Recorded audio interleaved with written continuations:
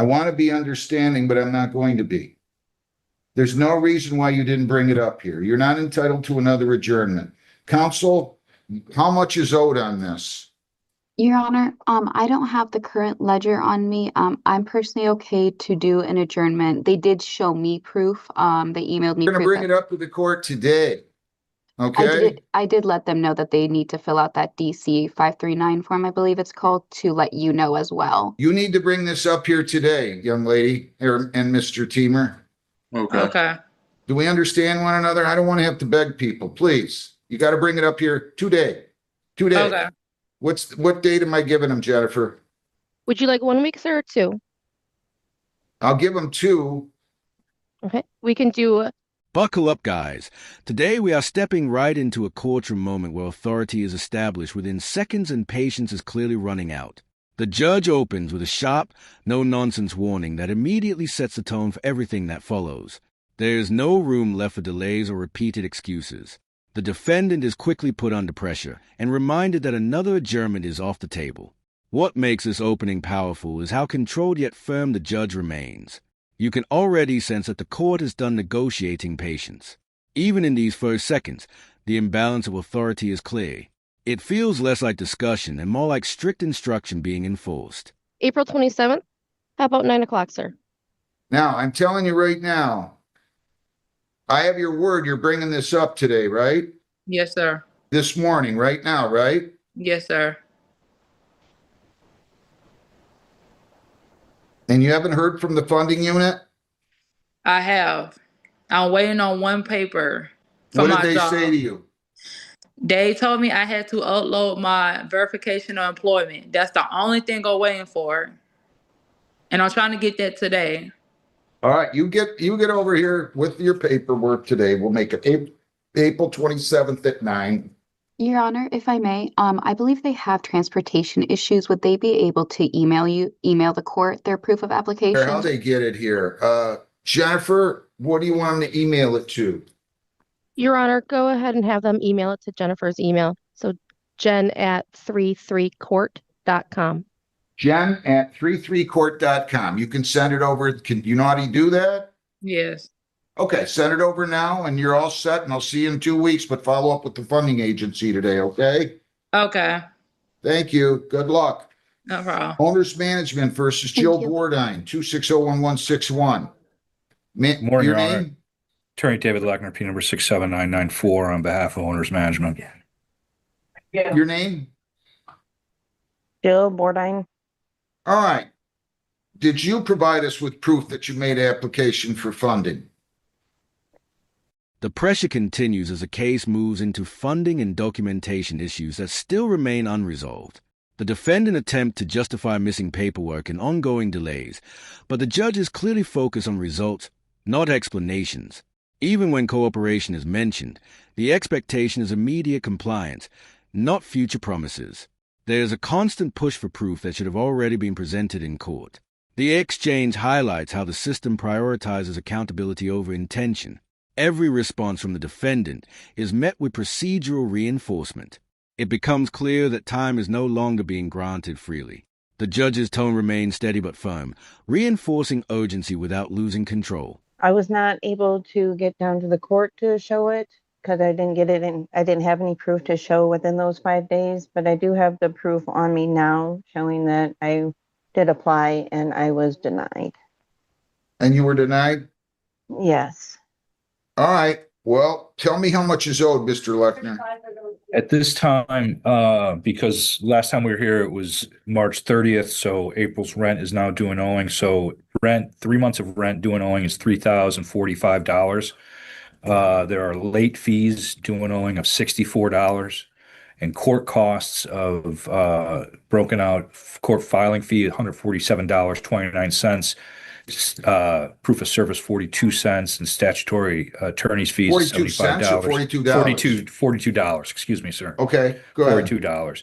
$75 statutory legal fee for a total of $264.29 in court costs, making a grand total $3,373.29. You agree that you owe that amount?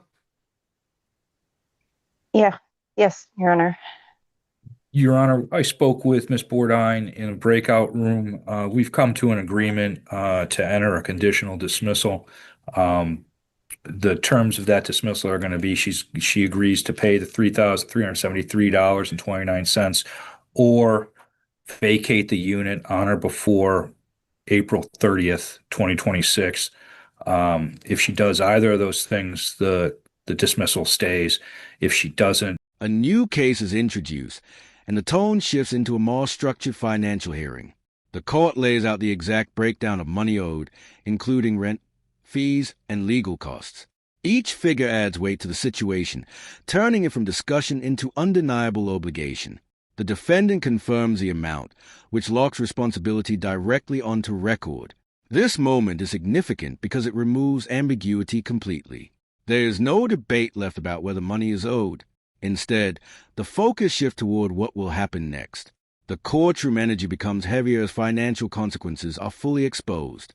It is a clear turning point from uncertainty to accountability.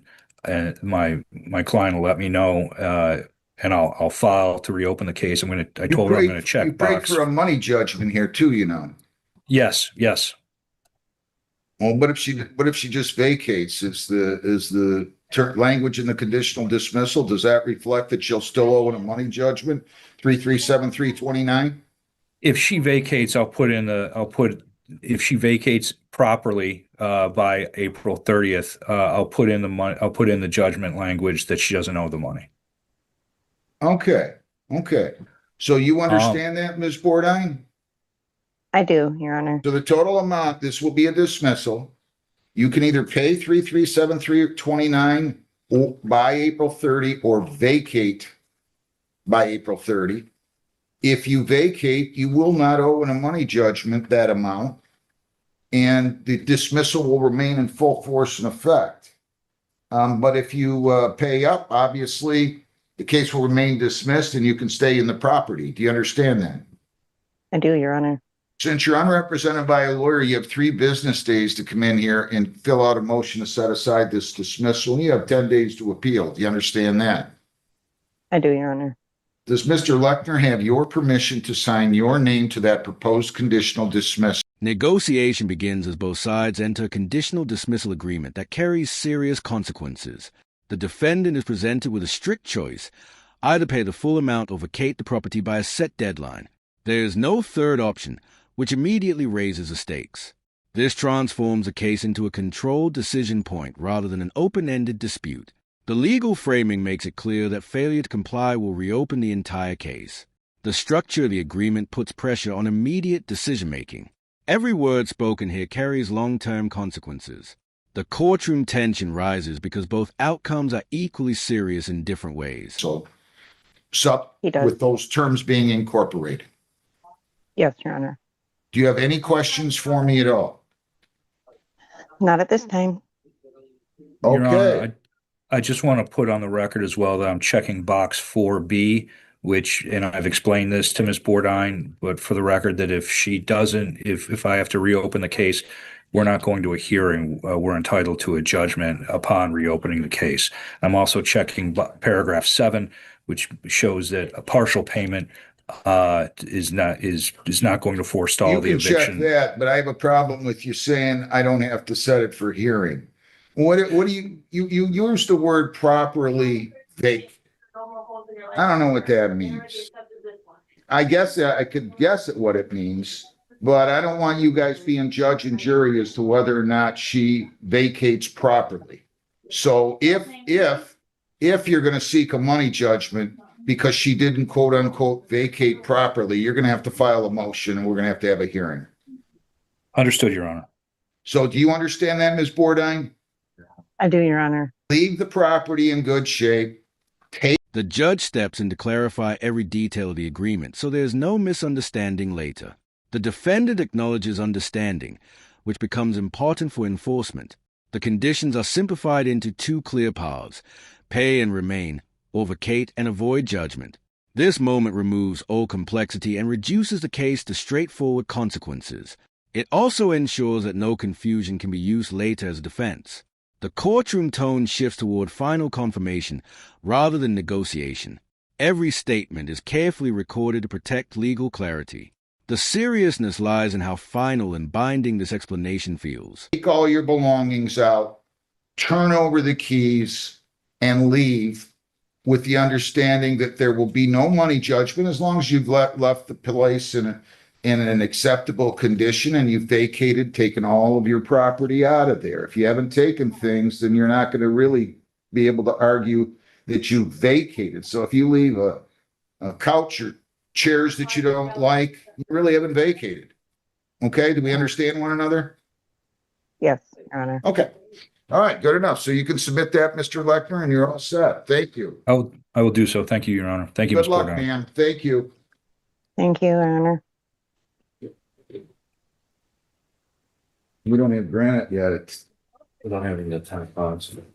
Wow. Your Honor, I do have Granite Televalley in the waiting room. I can bring her in, and we do have Mr. Bogis's sister here in the courtroom. If you'd like to call that, that's up to you. I don't have any of the other 10 o'clocks ready yet. You can bring in Granite Televalley.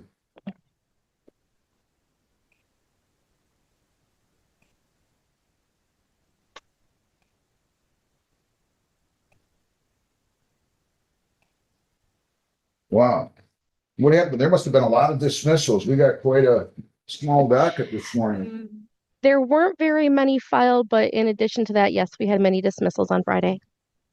Granite Televalley versus Ronald Allen Bodges, 2600001. You want to come up? Tension increases as a judge challenges how the agreement is being interpreted, especially around what counts as proper compliance. There is clear resistance to vague language that could be manipulated later. The court insists that enforcement must follow formal motion and hearing procedures, not assumptions. This prevents one side from deciding outcomes unilaterally. The exchange highlights the importance of legal precision in courtroom agreements. It also shows a judge maintaining strict control over fairness. Nothing is left open-ended or casually defined. The focus is on ensuring that future disputes are handled through proper judicial process. Here. Yes, sir. I can't let you represent them, but I want to find out.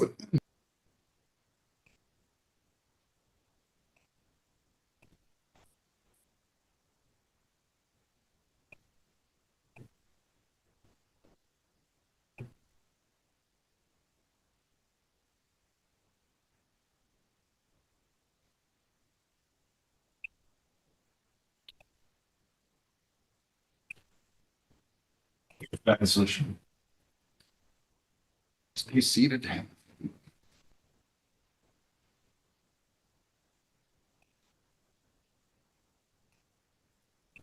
Is Granite Televalley in here yet?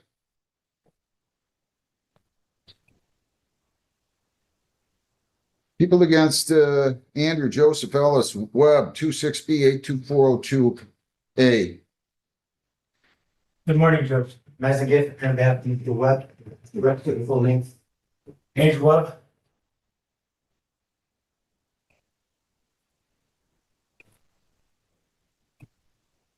Were we? I don't even want to make an excuse. I wrote on my calendar the 18th, totally made a mistake. I realized it at 5 o'clock on the 8th. It was actually my birthday as well. About 5 o'clock, I got done working, realized it was the day. I had a real early pour in the morning. Thursday couldn't make it, came Friday. The judge shifts into a more explanatory tone, breaking down exactly what it means to vacate properly. It is not just about leaving the property, but ensuring it is done in a complete and acceptable manner. Every detail matters, from removing belongings to returning keys and leaving the unit in proper condition. The warning becomes practical and visual, making consequences easy to understand. Failure to follow these steps could still trigger legal judgment. This part feels like final instruction before closure. The courtroom tone becomes instructional rather than argumentative. It leaves no space for misinterpretation or partial compliance. But couldn't see it.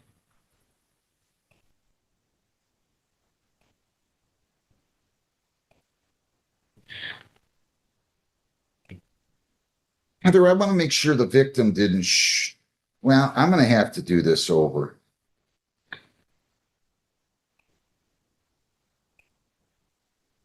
Reschedule sentencing.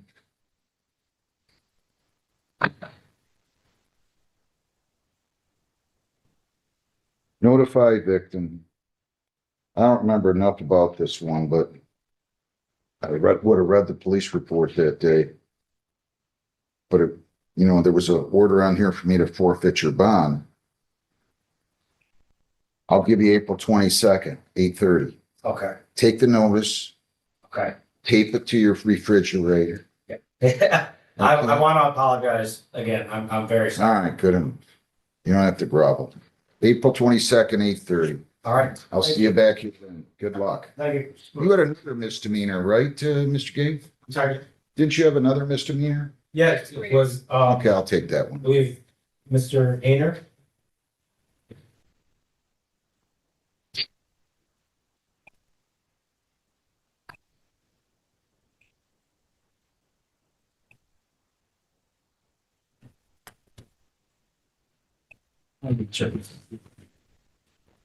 People against?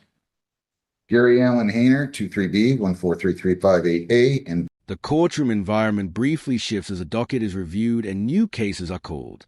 The intensity drops slightly, showing the natural rhythm of court proceedings moving between serious disputes and administrative flow. There is discussion about case availability and scheduling adjustments. It also reveals how courtrooms manage multiple matters in sequence. This pause contrasts sharply with the earlier tension-heavy exchanges. It gives a brief sense of order and structure behind the scenes. Even in quieter moments, the system remains highly organized and procedural. The transition prepares the court for the next set of hearings. B. Yeah. Well, can I get the parent back, Mr. Hayner? Mr. Hayner, say your full name. Gary Hayner.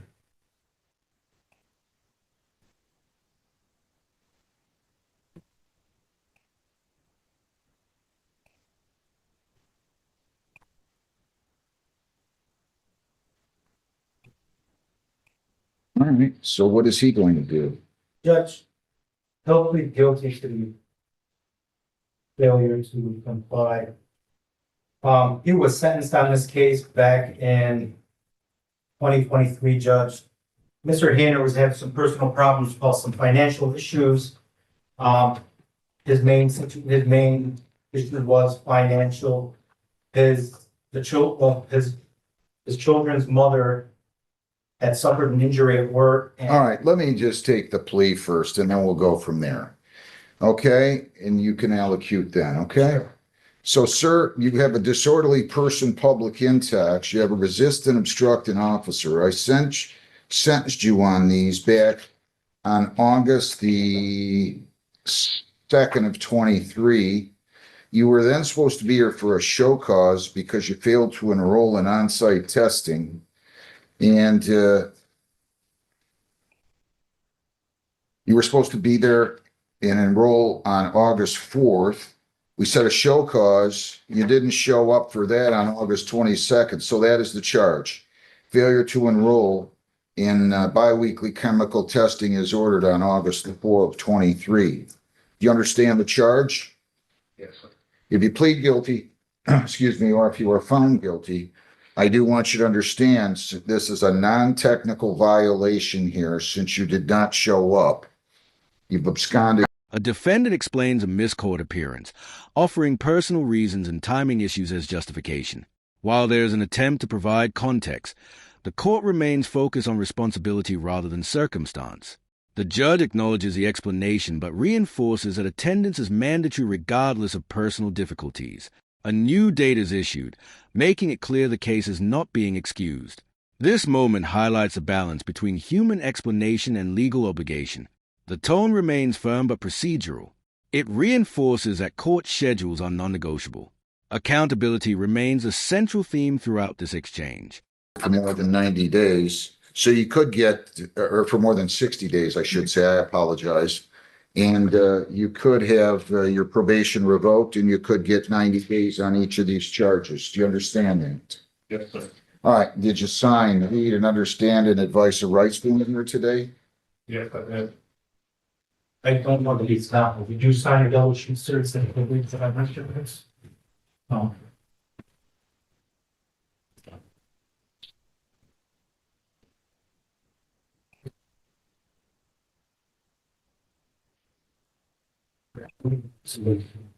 Judge, you just have a minute. Sure. Take your time. We'll go off the record.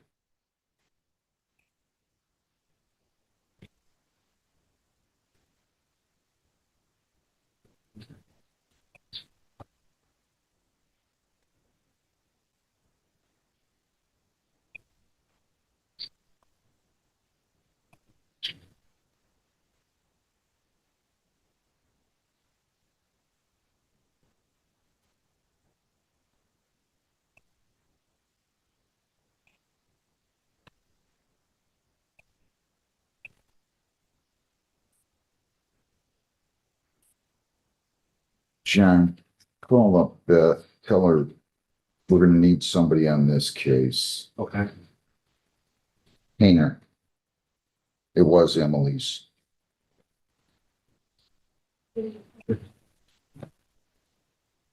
Last name. Hayner, Gary Hayner, H-O-E-N-E, Gary Hayner.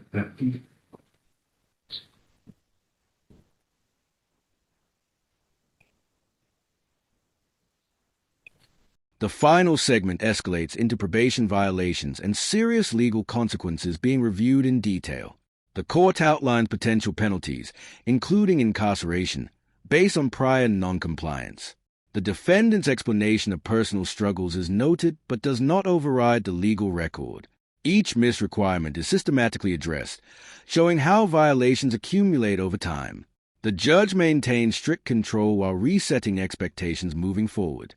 A new court date is issued with clear instructions.